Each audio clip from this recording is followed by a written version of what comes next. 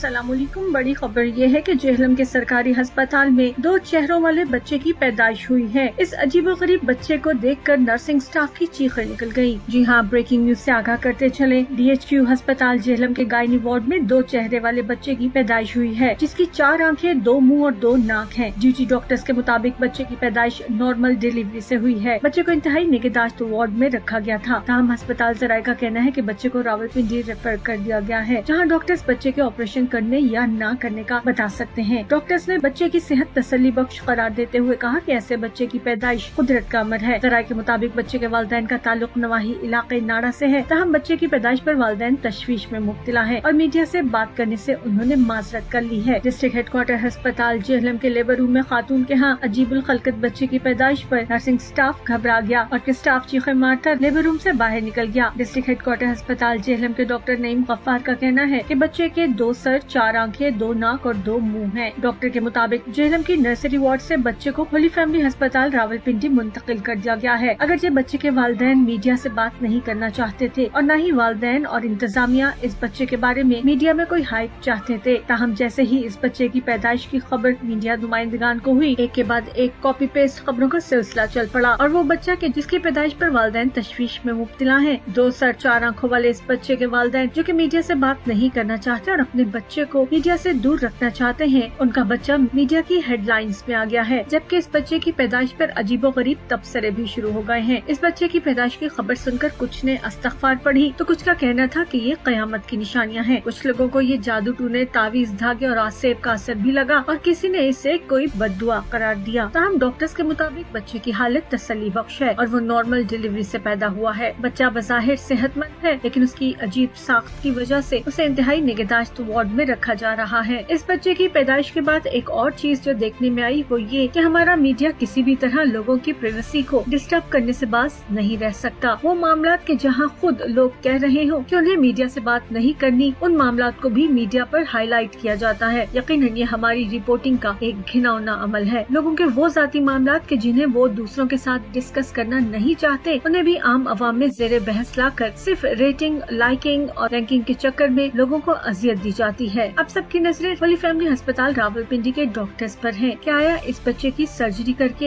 एक मुंह अलग किया जाएगा या फिर बच्चा इन्हीं 2 मुंह के साथ जिंदगी गुजारेगा? बच्चे की पैदाइश के चंद ही घंटों के अंदर लोगों के अजीबोगरीब तबसरों में ये तबसरा भी सामने आ चुका है कि ऐसे बच्चे ज्यादा अरसा नहीं जी सकते।